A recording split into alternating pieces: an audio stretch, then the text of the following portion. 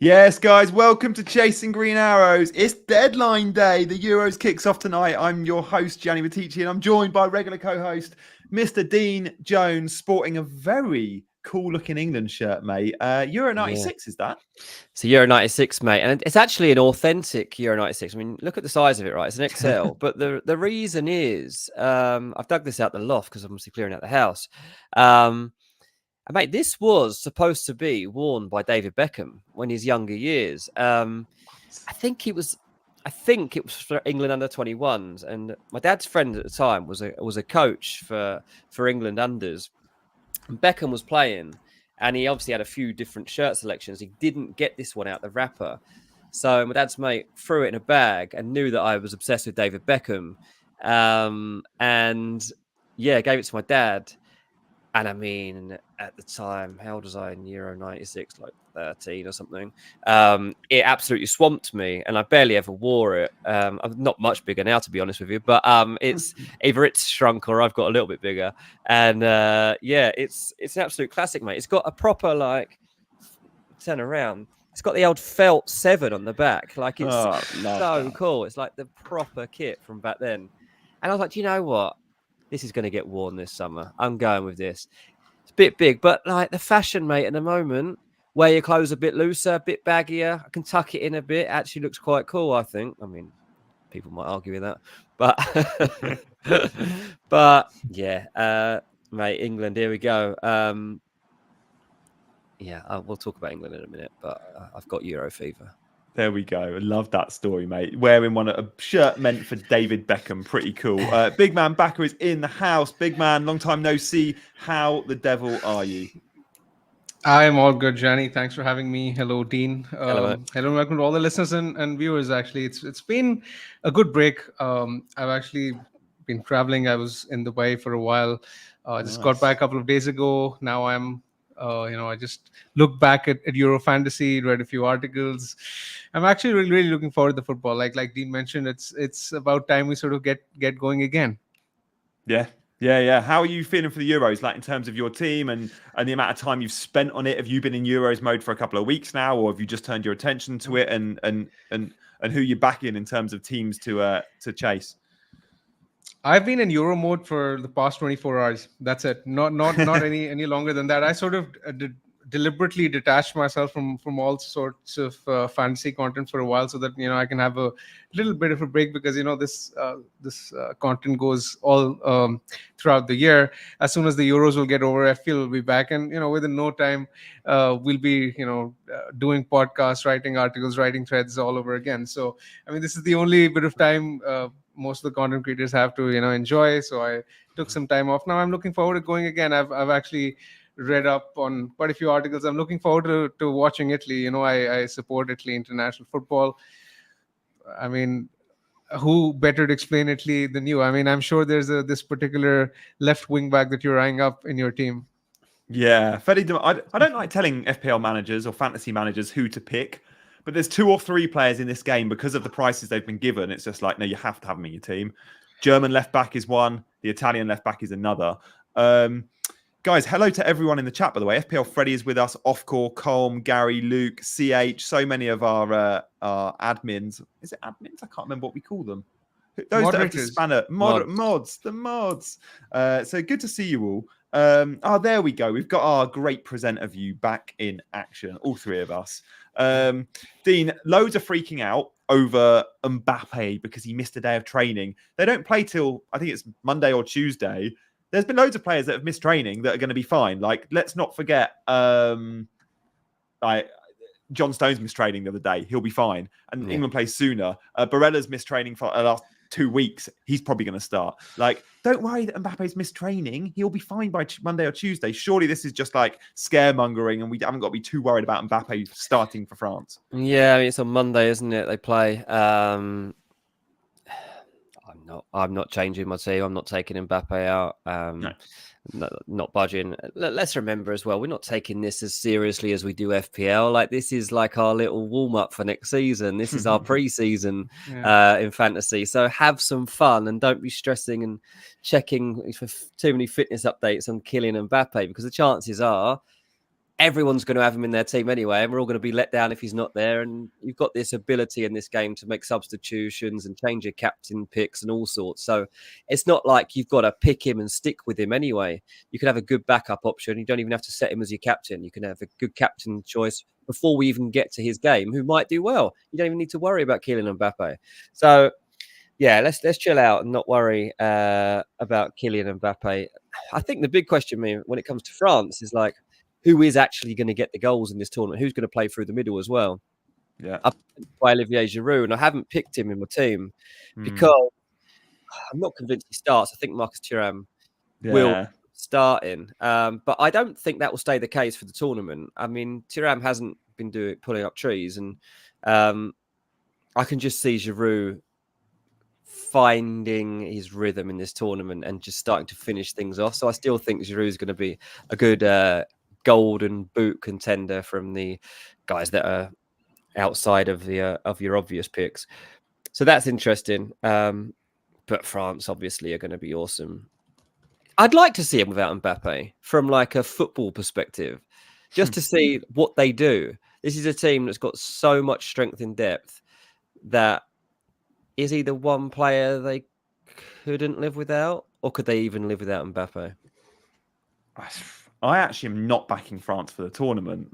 I've surprised a few by saying I think Holland could get a point against France in the group or outscore them in the group. Big man, France are the favourites for many. England are the bookies' favourites, then France, then Germany. How do you rank it in terms of teams for the Euros? And let's do a poll. Who do you think, guys, will win the Euros? We'll poll the four favourites, which are England, France, Germany, and I think Portugal are the fourth favourites. Yeah. I think it's hard to look past France because they have the best team. They have the best players. They have the best history of actually getting this done at the moment, right?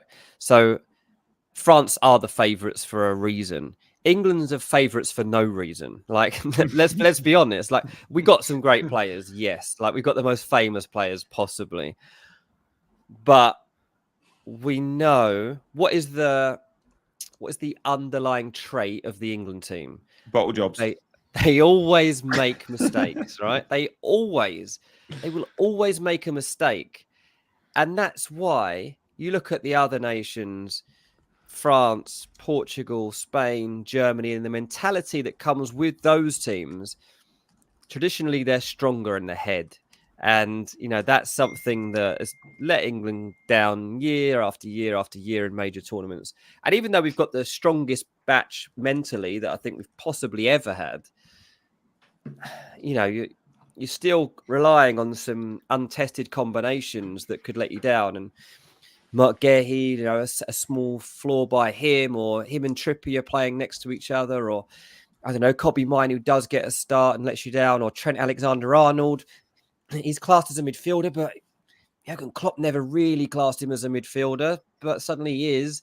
There's all sorts of things that could go wrong for England still, and that's why I can't consider them to be favourites. I would say France and then Portugal for me are the two favourites.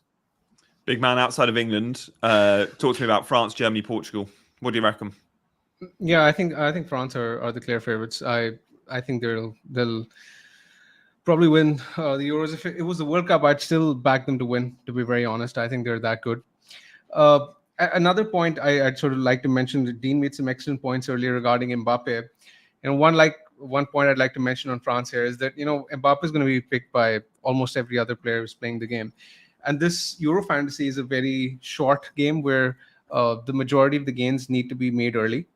And the last thing you want is to sort of overthink that, that Mbappe is a tower or something, and you end up not picking him. And if he goes on and gets a hat trick, Euro Fantasy will be over even before it started, right? So you've got to sort of pick your differentials correctly. I don't think that, you should be taking on Mbappe, irrespective of the slight fitness doubt that there is. But yeah, I mean, I expect him to be, in fact, even when you look at some of the bookmaker projections, Mbappe is likely to be top for goal involvements across the season, across the tournament, actually. So it's a safe play. And yeah, I mean, I like France overall to win the tournament.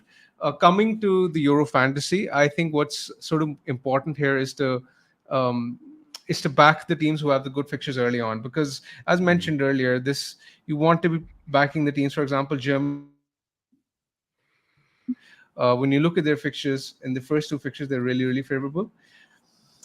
That's what you want to do. Back the teams which are in form, which are looking to, which look likely to keep clean sheets and score the highest number of goals. And at the moment, I think those two teams are the ones to back going early into the tournament. Yeah, I'm with you there. I think chasing the big upside in the groups is key. That's why the likes of Belgium and Portugal are so popular, because the groups they're in. In terms of the poll, I'm actually with you guys. I fancy Portugal to win. Now, 36% of you have voted for Portugal, which is really interesting.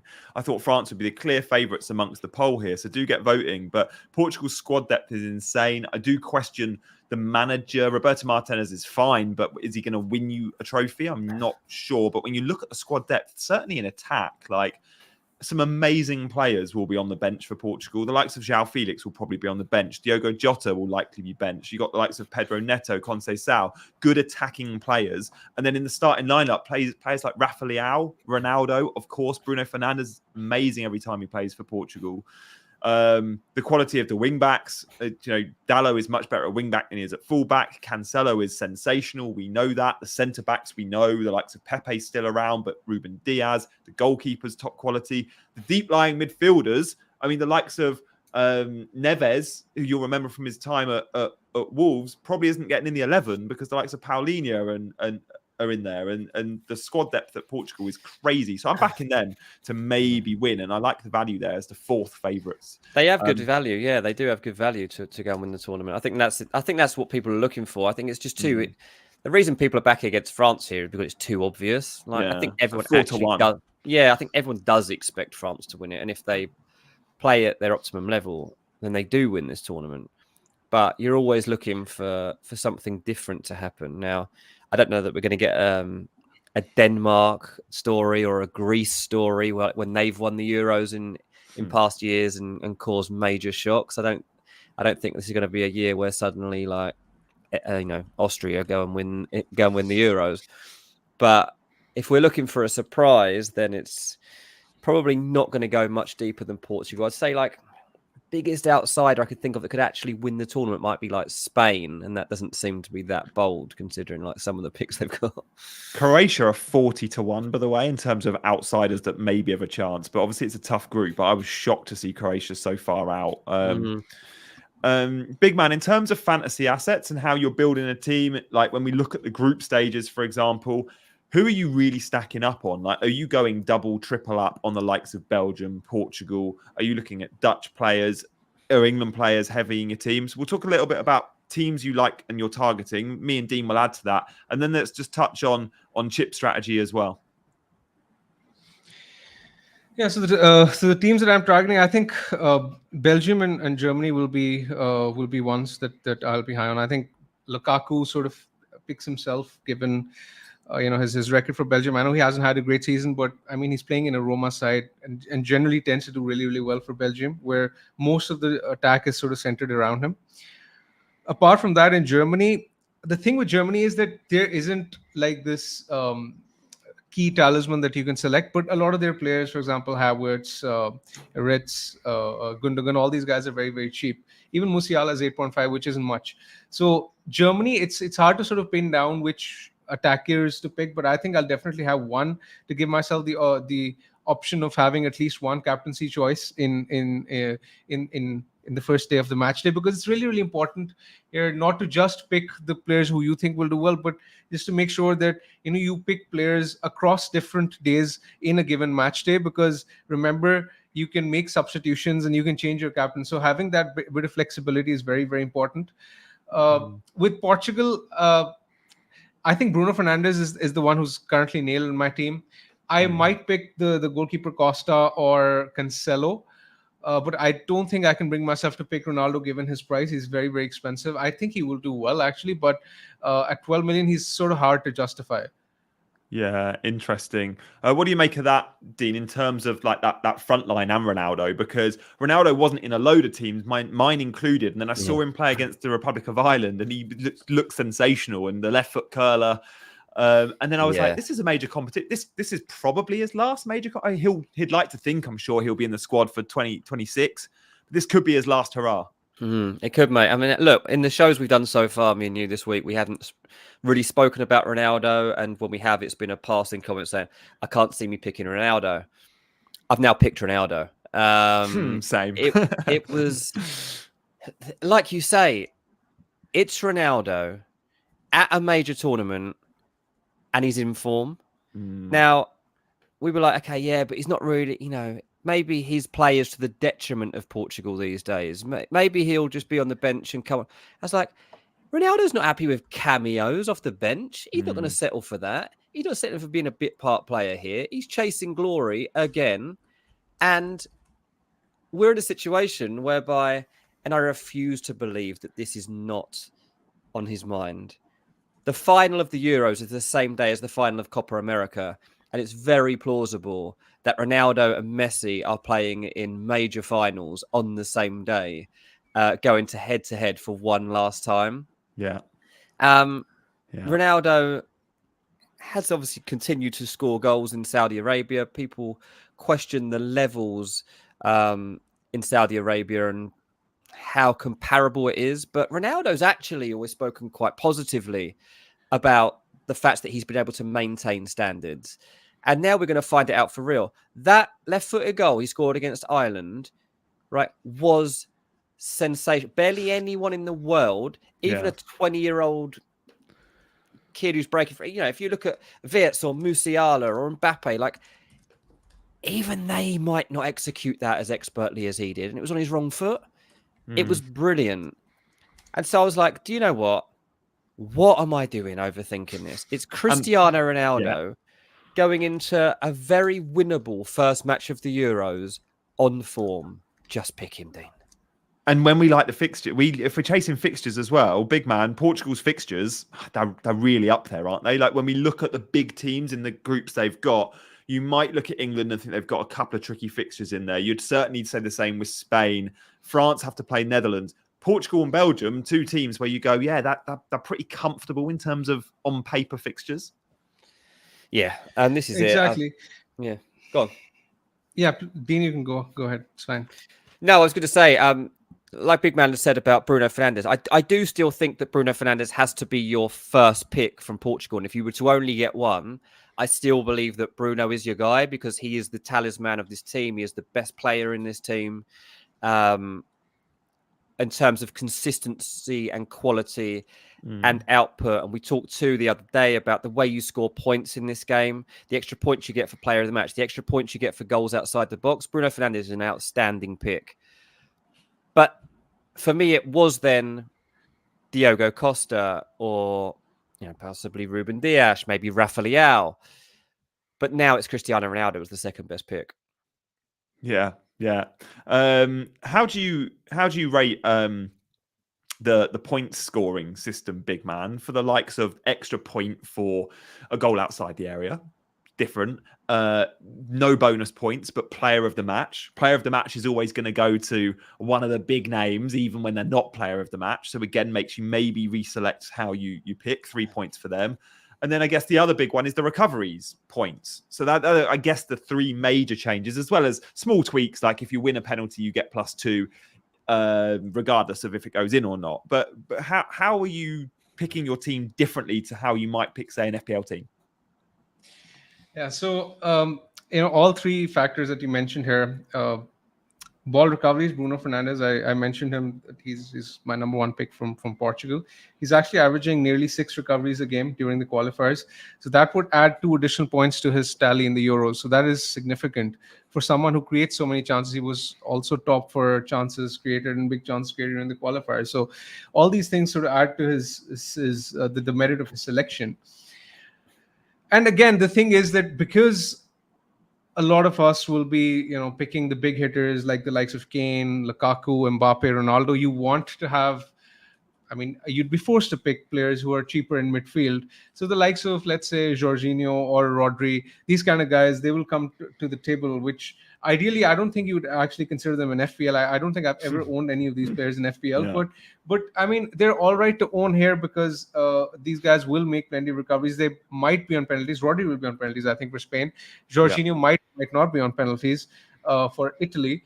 But these are the kind of enablers that you might have to go for, and ball recoveries and even the player of the match. These kind of things might play a crucial role in, because generally, from what I see, or from what I sort of have read into, these kind of midfielders do tend to get the man of the matches more often than not as well. Yeah. Let's turn our attention just to captaincy briefly. In terms of changing the armband, the stick or twist rule, we love that. On Monday, when Mbappe plays, it's the same day Belgium play. And if you've got a De Bruyne or a Lukaku, there might be a few that just go, this is a game I'm not taking too seriously. This is a game where I'm happy to back against an Mbappe. Bigman, you mentioned at the top of the show about Mbappe's ownership and not losing too much traction early on. I don't think I'm going to captain Mbappe versus Austria, knowing who Lukaku plays and knowing Lukaku's in my team. If I get that far, I think I'm going to captain Lukaku. And look, if he fails, for me, it's okay, because I've still got Ronaldo as an option to go to. That, let's say Mbappe goes and scores a brace. Sure, I don't get those points, but then I can still go and chase with Ronaldo. So it's almost like 2 bites at the cherry. For those that don't want to captain Mbappe, they get the Lukaku option, and then 2 days after, they get the Ronaldo option. What do you make of that? That's my strategy anyway. I mean, it's a fair strategy. I think Lukaku should be good for a goal as well. But the thing is, as good as Austria are, you still back France to score a couple past them. And if that is to happen, then in my opinion, Mbappe should be the best captaincy choice. I don't see myself captaining Lukaku even if I pick him. So in my opinion, I would still back France against Austria. I mean, Austria are all right, but I mean, I'd be shocked if Mbappe didn't score there. Yeah. Okay. We've got some comments in the chat about Italy. There's been loads of rumours around the lineup. Dean, I want to ask you about, once I've given my 2 pence worth on Italy, about other teams and selected lineups, but I would argue Italy is the hardest team to predict this Euros, because it's a young team with a load of good players, but not many stars. It's a team with a new manager, and it's a team where we can't actually say if they're going to play a 4-3-3 or a 3-5-2. So there's been rumours on the Italian media in the last 12 to 24 hours that in training yesterday, they played a back 4, and it blows my mind, because every time Italy have played a back 4 under Spalletti, they've not looked good. And 3 times they've played a back 3, including the most recent friendly, and they've looked good. But a back 4 means the likes of a Cambiasso 4 million option probably got been and gone. Like, he's not going to start if they play a back 4. It'll be Di Lorenzo nailed back on the right back, DiMarco nailed left back, Bastoni one of the 2 centre backs, and then that other centre back slot, again, if they play a back 3, you know Buongiorno's starting. We don't know Buongiorno's starting if it's a back 4. It'll be him, Mancini, or Calafiori. 3 potential options to partner Bastoni. It makes no Italian cheap defenders an option, because you could have got Buongiorno at 4.5. You could have got Cambiasso at 4. If they go and play a back 4, that all goes up in smoke. Spalletti press conference, by the way, is at 12:45 p.m. today, so maybe we get a bit more intel. But outside of Italy, Dean, and predicting 11s, what teams do we know actually much about, and what teams do we know very little about?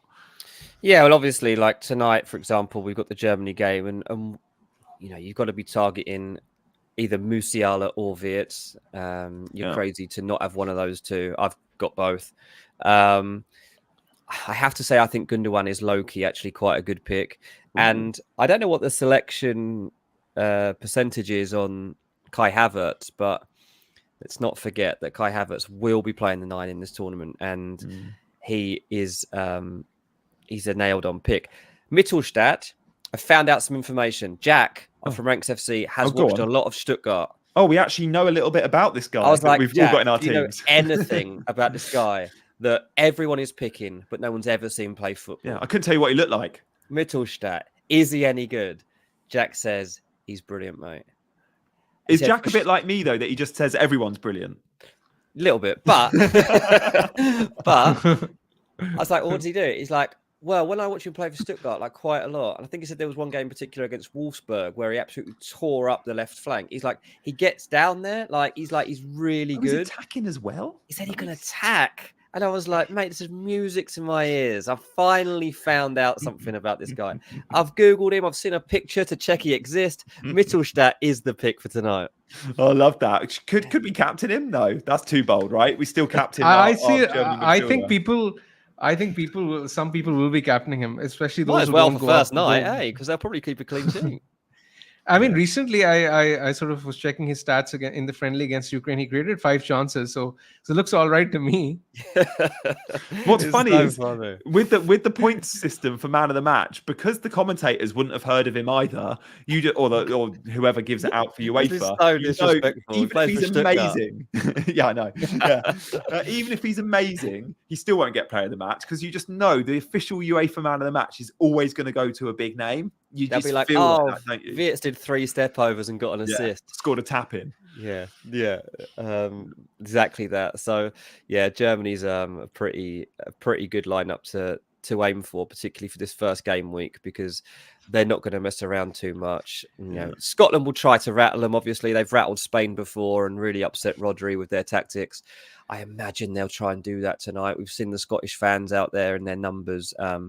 They're going to try and match the atmosphere that the Germans throw up, and they'll try to just frustrate them and put them off their stride. But you know, if the Germans have got anything about them in this tournament, they won't allow it to happen. Dean, I need to get Big Man's take on this because you and I say the Germans because we live in England. Big Man, is it Germany or the Germans internationally? I mean, people around my parts. I mean, we call them Germany. We don't call them the Germans. Do you notice that English people call them the Germans? Because I said it loads on a stream yesterday, and someone pulled me on it, and I was like, "Yeah, sorry, it's Germany." Yeah. I mean, you don't say. I mean, for example, you don't say the French or the Portuguese, but the Germans. I mean, obviously, it's different. Yeah, I mean, it's a really difficult game tonight for English fans because we hate both teams. Germany are like considered here to be our biggest rivals from historic games we've had with them, and Scotland and England just hate each other just because of proximity, really. You know, they'll be cheering for Serbia, and usually we would just cheer for the opponents, but it's Germany, so we're a bit like, okay, well, we'll cheer for Germany, but not really to actually cheer. We'll just hope that the Scots don't have anything to cheer about.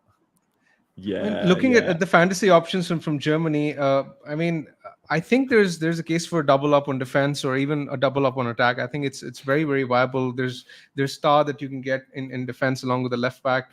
Apart from that, in attack, there are plenty of options. I actually want to sort of pick your brains on it. There's Gundogan, but again, he hasn't really been great in recent times. He might be on penalties, which is fine, but expected minutes sort of concern me with a lot of their attackers. I mean, even Musiala, I'm not sure. He might get taken off early. He will start, I'm sure, but he might get taken off early. Same with Havertz. So where do you guys stand with the options over there? I really like. I think Wirtz for me is locked in. But if Musiala was the same price point, there'd be a debate. But the million between them for me is a little bit like, oh, what's UEFA Fantasy done here with the pricing? Like they should be a very similar price. Gundogan's obviously cheaper, comes with a pen appeal, and this could be his last major tournament. But I also like Havertz. It's just a shame, like Dean, we've only got 3 striker spots, and all the big names are in that spot. If Havertz, and in terms of points trajectory, what is Havertz going to? There are points that Wirtz and Musiala can get that I don't think Havertz will get, and that's why I've veered towards going Musiala and Wirtz in my team. I've gone for both at the moment because I know one of them is going to light it up. The one of them's going to have that star boy quality of the tournament, possibly both, but probably only one. And they're both outrageously good. I don't know which it's going to be. Florian Wirtz has just inspired Bayer Leverkusen to win the Bundesliga. If Florian Wirtz does that for Germany here, he wins a Ballon d'Or this year. Fair point. Yeah. If Germany win this tournament and Wirtz is player of the tournament, he should win the Ballon d'Or. Even if Messi's player of the tournament for Argentina and they win the Copa, do you reckon still? He plays in MLS. You can't. I know, but it's Messi and it's Argentina. But I like that. I like that shout. But so if you're looking at potential factors here, then I would look at that, and then obviously in the defense, Tar's probably I presume Tar's cheaper than Rudiger, isn't he? So he's a good pick. Yeah, okay. Nice. In terms of golden boot voting, guys, where do we all sit on that? And then we'll see mine and Dean's team in a second. Big Man can give his thoughts. But so stay tuned for that. Our mini league code, by the way, will be popping up throughout the show. It's also, I think, in the description of this video. If it's not, we'll put it in the description of this video. And it should be running along the bottom every now and then as well. A few in the chat asking to join the mini league. So make sure you get in the mini league at Chasing Green Arrows and get voting for the golden boot. If we're looking at Kane, Mbappe, Ronaldo, Lukaku, Big Man, first question is, from those 4 players, Kane, Mbappe, Ronaldo, Lukaku, which ones will be in your team from match day 1, and which ones, and who do you reckon takes it?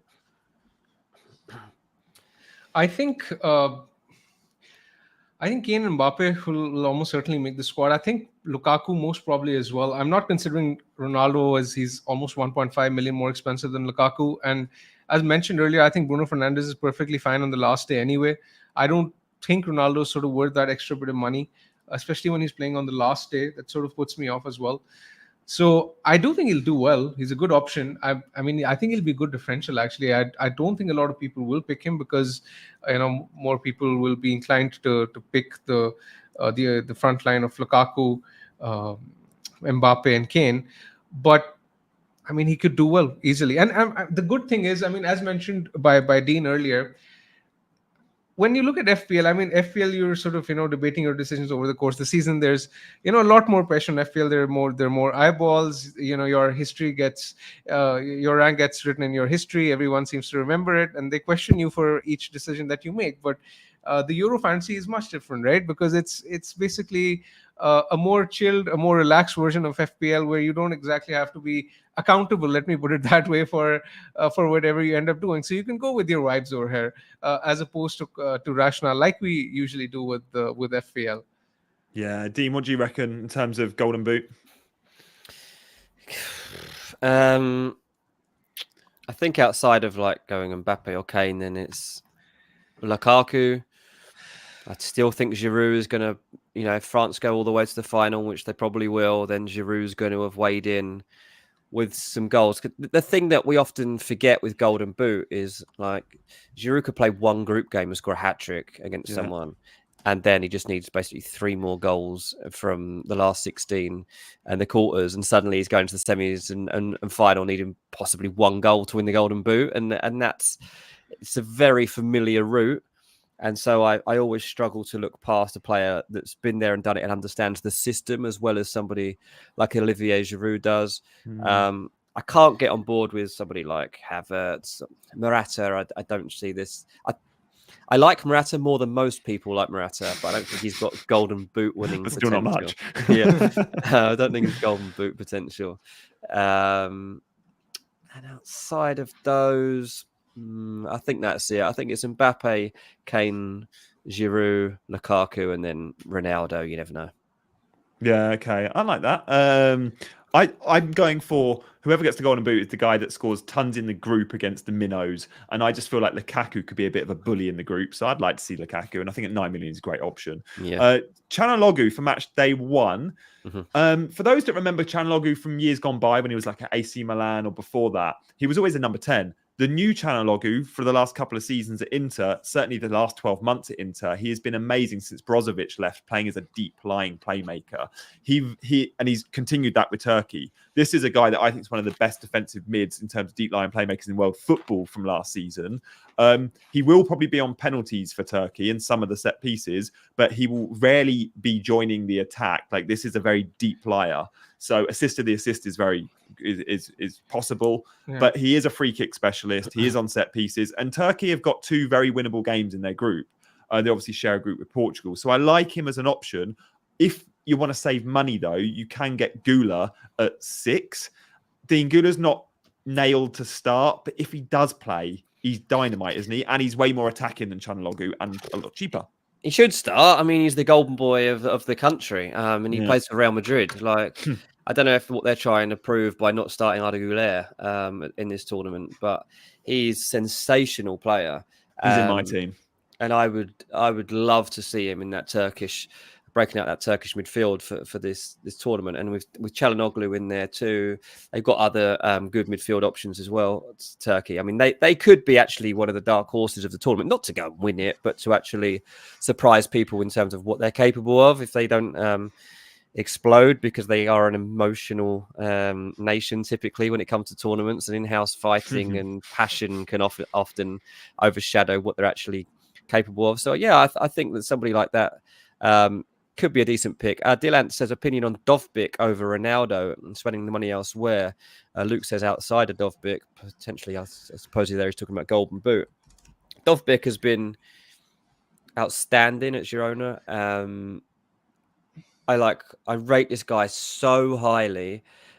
I was desperate when Fulham lost Mitrovic. I was like, go and get Dovbyk. Like, this is exactly what we need. Like, he's a monster physically. He's good in the air, but he's extremely good on the floor as well. And not just in terms of shooting, in terms of actually getting at people, choosing the right passes at the right time.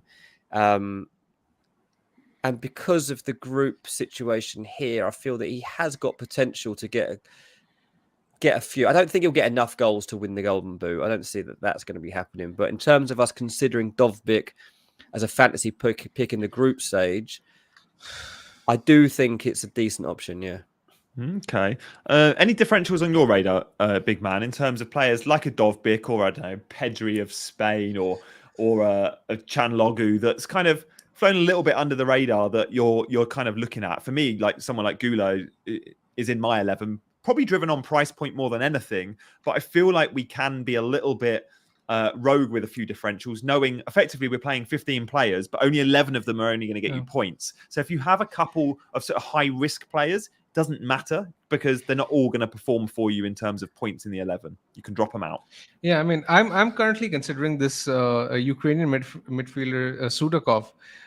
Ukraine have good set of fixtures in the first two, and Sudakov is likely to play in the front two actually, and he's done well in the recent friendly as well. So I think at 6.5 he's not a bad enabler, especially for someone who's looking to use the limitless chip in match day 3, which I think I will be, because I'm looking to make a team for the first 2 weeks, and for the first 2 weeks, the likes of even the Ukrainian goalkeeper, what's his name, Lunan. Yeah, he's in my team too. He's a good goalkeeper to have, and he rotates well with you can pair him with Pickford or Costa, and they give you different good fixtures across different days of the first match day. So I'm looking at Ukraine as a team I can go for. Apart from that, there's I've looked at Shaqiri, but now I don't think he's going to play. I read that he was poor in the recent friendly. Eriksen is one who I have in my team actually, and I don't see him in many teams. I think Denmark are a good team, and I've liked watching them whenever I watch them. They've done well. Eriksen is the kind of player who will be good for chance creation and ball recoveries, and is the kind of player who you would expect to possibly be the man of the match when Denmark win. So I like Eriksen actually. I don't mind him. So Bosley was another one. He's still someone I'm considering. I don't have him in my team right now, but he's exactly the kind of player I like to pick in FPL, who has plenty of routes to points, even though Hungary aren't the most fancy team in the tournament. But I think they could surprise a few teams out there. And Szoboszlai is not playing as deep as he does for Liverpool. He's playing actually as the number 10 in a 3-4-2-1. And he is on all set pieces, including penalties. And it's actually sort of important to note that no team has scored more goals than Hungary from set pieces in the qualifier. So they do sort of have everything dependent on Szoboszlai, where everything sort of goes through him. So I like Szoboszlai as well. These are the kind of players you need to pick to be in a position to afford the heavy hitters, the likes of Lukaku, Mbappe, Kane, Ronaldo, etc. Yeah, you make a good point there. And Sudakov, by the way, Michael in the chat agrees and is in his team. A fair few, I think, will be looking at him at 6.5. Remember, he's a $500,000 cheaper than Mudryk, which could swing it. And as you say, he should be playing very attacking. They have a good attack, yeah. And, they've got Shankov on the other side as well. And Sudakov will go up and join Dovbyk. And the fact that their first game is Romania is a great time to take a gamble on one of these Ukrainian attackers, because it should be their easiest fixture. And if they're going to make a mark on this tournament, Ukraine, they've got to win that. they got to win that one. There'll be a lot of support for Ukraine, I'd imagine, at the tournament generally among neutrals as well. Everyone willing on Mon as their second best team, considering the fight that they've been in to even make it to this tournament is quite incredible, really. So yeah, a feel-good factor combined with a really special generation of players breaking out means that Ukraine could be one of the teams to watch in this, particularly in this opening game week. Yeah, I like that. We'll see our teams next. Elias says, who starts, Mendes or Dallo? I think it's going to be Dallo going on the lineup we saw in the last friendly where Portugal were close to full strength. Is wing-backs, Cancelo one side, Dallo the other. And Michael says, Verbruggen and Lunin only good as a pair for match day 1. They're my 2 goalkeepers, and they're in my team. It is worth noting, if you're keeping the same team for match day 1 as you are for match day 2, in match day 2, they play on the same day. You do not want goalkeepers ever playing on the same day, guys, because you'll always want to give... You can't then get them both onto your 11 and drop one out if they don't do well. So you're always looking for keepers that don't play on the same day. So fine if you're match day 1 and then wildcarding, like I am. But if you need them for match day 2, maybe look at a different combination. Let's see our teams, though, shall we? Because... Oh, also, guys... likes and subscribes. Loads of new people watching for the first time. If you're new to Chasing Green Arrows, please do hit that subscribe button. We've got loads of content planned for you, not just for Euros, but for FPL too. And if you're a cricket fan out there, we've also got our sister channel, Chasing the Target, who are at the T20 World Cup in the USA at the moment. So Chasing the Target, type into your social platforms or YouTube if you're a cricket fan. Dean, This is your team up first, and I'm liking that lineup. Oh, thanks. First, before I go talk through it, make sure you do go and join our mini league, because at the moment we've got like 170 people in our mini league, and there is, 230 of you watching this stream. So why are you watching it if you don't want to play against us? Seriously though, go get the codes right there on your screen now. Make a note of it now if you haven't got time to drop it into the app. The app isn't the easiest to get around first time around, but it is, once you get familiar with it, it is pretty straightforward. So do come and join us. Onto my team, I got 2 problems in the defense. In that Theo Hernandez has got an injury and came out and trained. So I need to assess Theo Hernandez in terms of being an actual injury doubt, because I think he is actually way more doubtful than Kylian Mbappe for that opening game. And the problem I've got is Joachim Mæhle doesn't seem to be in most predicted lineups. I've noticed that. He's not nailed, is he? Which I don't understand. He's a goat from the last Euros. He was in everyone's This is it. team. I'm like, maybe I'm living in the past here. I think I had him on my team until recently, and I saw him out of a few predicted lineups because Christensen and I think it's someone with 3 characters like Mare or Der or something. Yeah. Tar. So, I don't know. It's Germany. I think I might tonight, before the deadline, have to get rid of both of these guys.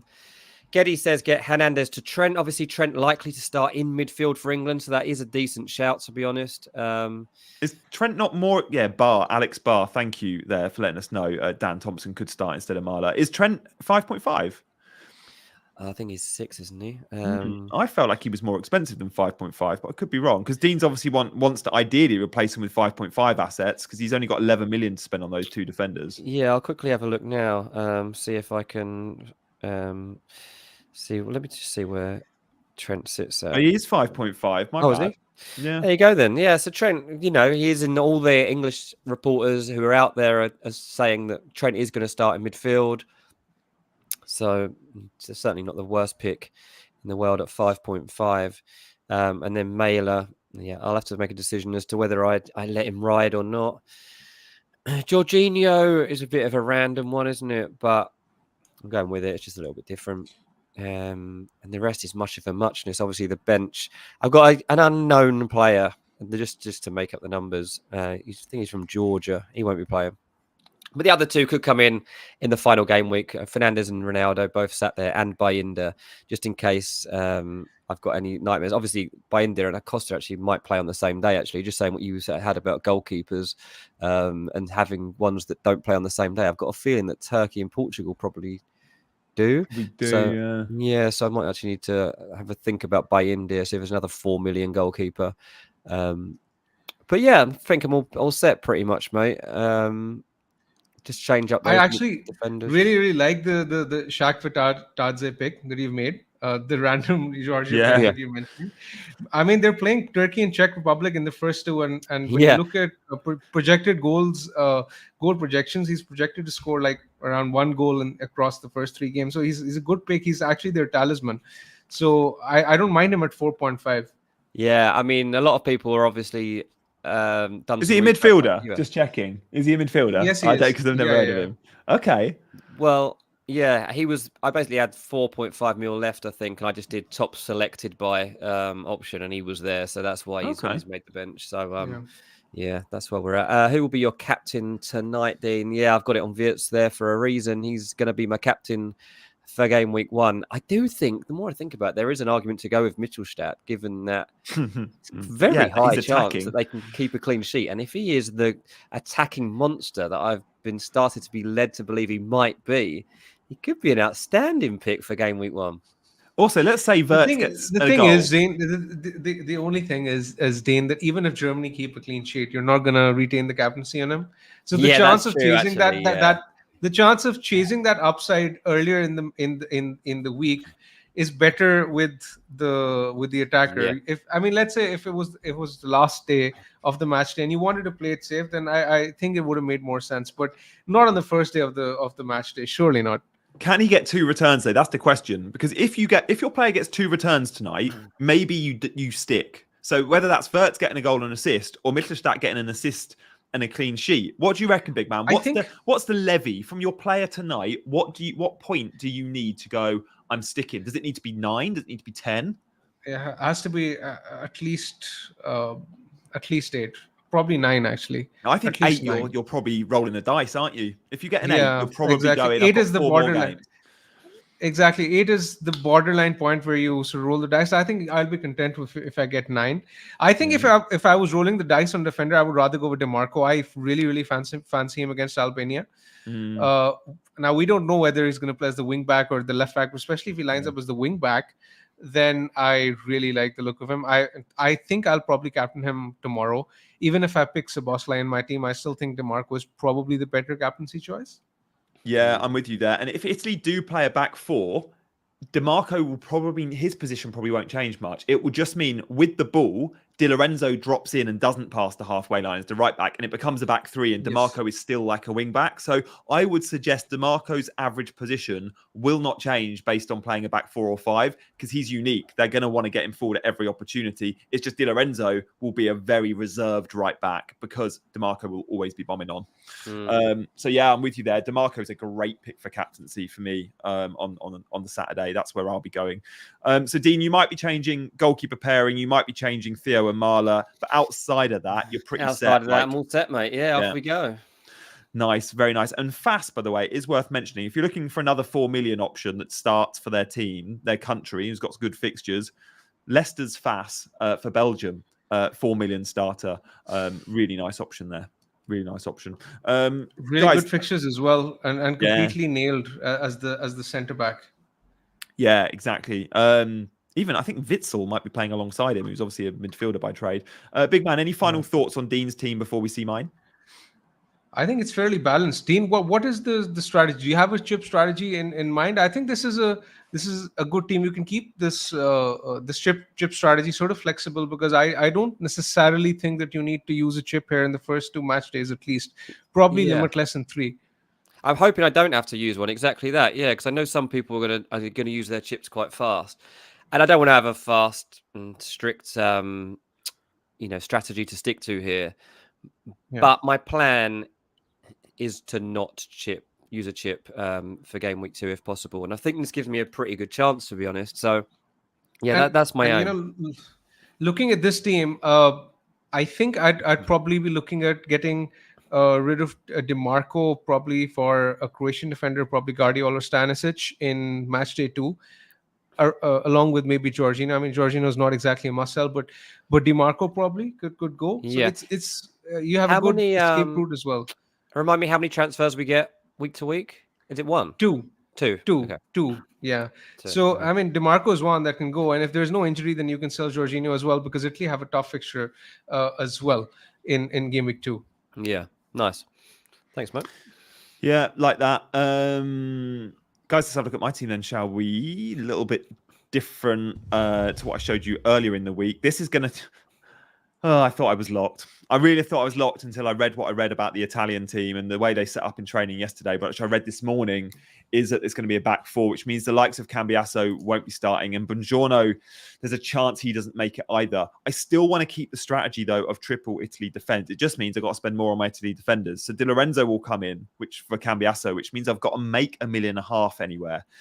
But as I mentioned on Monday, the one player I've never been set on is my 7 million midfielder. I'm not in love with any 7 million midfielder. I looked at some 6.5 to 7 million options, and I don't feel massively comfortable on any of them. So I might downgrade Xavi Simons, who isn't nailed to start, by the way, to a 5.5 option. I think the best 5.5 option for me is Højbjerg. Denmark, all right fixture. Højbjerg's been getting some attacking returns of late for Denmark, which is quite surprising because it's Højbjerg. But it's almost writing off one position, which I think I'm all right with. And then Buongiorno, if the leaks are correct, it looks like it might be Calafiori starting instead of him. Well, they're both 4.5 options. So I'll wait until we know more from the Spalletti press conference, which is in an hour. And then off the back of that, pick my 3 Italy defenders. But the strategy of triple Italy defense, I really like. Originally, it was Scamacca up front. But then I saw what Ronaldo did against Ireland, was like, okay, I'm not selling Lukaku or Mbappe. How can I get Ronaldo into this team? And Scamacca had to make way. And by doing that, I went, I've got a spare Italy slot. Of course, I'm going triple Italy for the Albania game because I'm in this game for fun as well as trying to win it. And I'm using a chip in match day 2, so I don't have to worry about, Italy have got a tough fixture next time round. Although I'm sure I'll probably still have triple Italy when they play Croatia and Spain. Yeah. Gianni, the team is fine if you're sticking with that strategy, but I want to talk a bit more about that strategy. Yeah. Generally, what we tend to do in Euro fantasy or World Cup fantasy is that we tend to use the chips early, and it makes a lot of sense. I mean, I've done that in the past as well. But given the fixture schedule and how for example, the top teams like Germany, Belgium, Portugal, they actually have 2 good fixtures across the first 2 match days. So you don't really have to use a chip in match day 2. So for example, from this team alone, triple Belgium is perfectly fine to keep. Mbappe is perfectly fine to keep, right? Double Germany is fine to keep. Double Portugal is fine to keep, right? So let's say if you don't triple up on Italy, you don't necessarily have to use a chip in match day 2. So why do you want to use a chip in match day 2? Is it just because you want to have fun and go all out in the first game? Is it just that? Yeah, it is. But I must admit, I am 100% sold on limitless match day 3. Depending on how my players play in match day 1, it might be a case of I've got 2 free transfers. That will do me for match day 2. Because you're right. The likes of Belgium, Belgium and Germany are a great example. I think Holland play France match day 2. So it's fine to have your Dutch and your French players, but maybe not optimal. And then I think Portugal played Turkey match day 2. Is that right? I think so. So you could argue that's Portugal's tough game and you would replace your Portugal and Turkey players. But again, maybe that could be a fairly high scoring 2-2 and you go, it's fine to have them.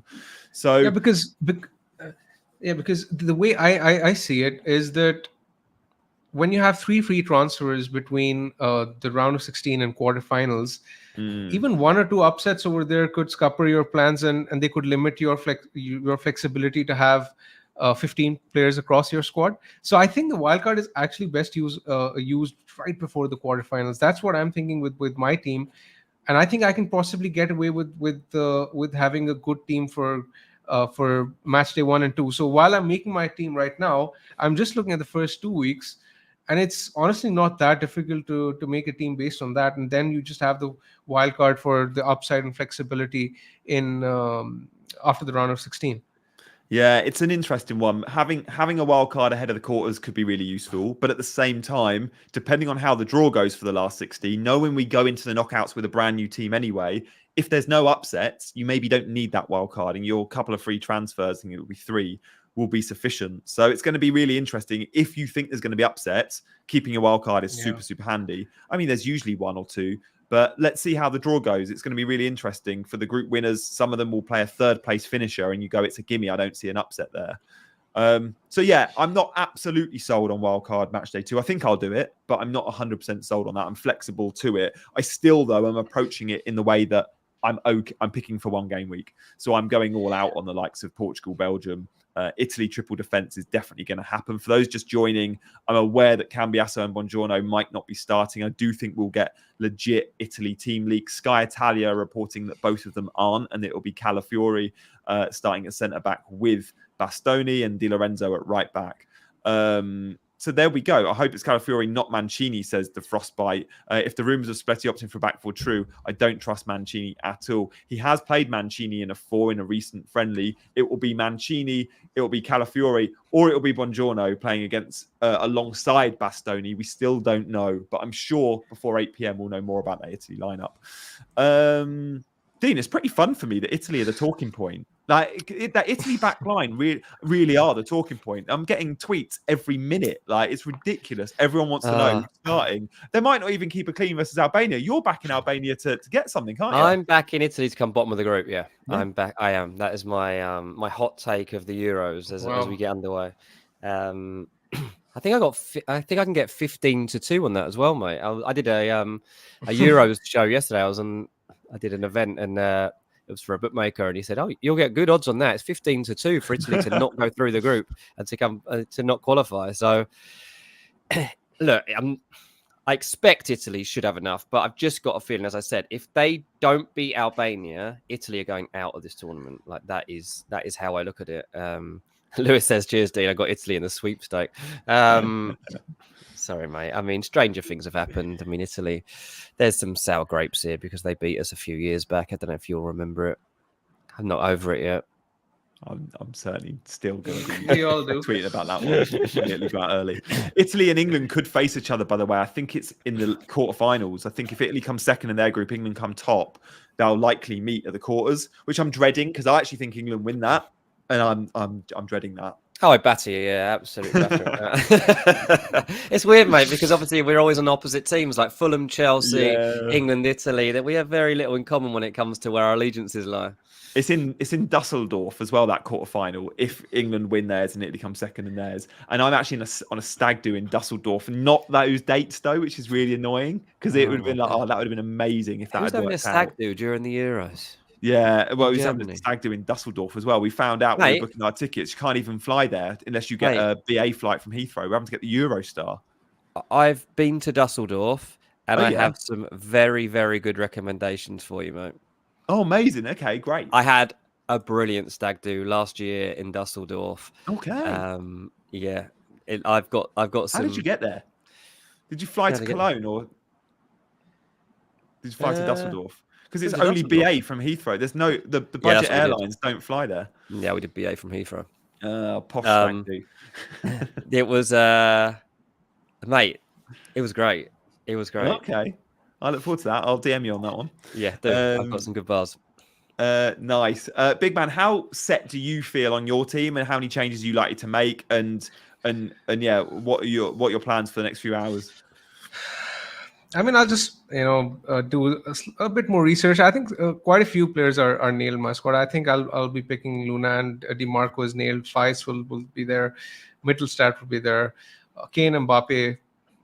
I think most probably Lukaku as well. Bruno Fernandes, as mentioned earlier. I think the core of the team will be the same. And as mentioned earlier, I'm looking at a limitless 3 strategy. I just think that rotation could hit in match day 3.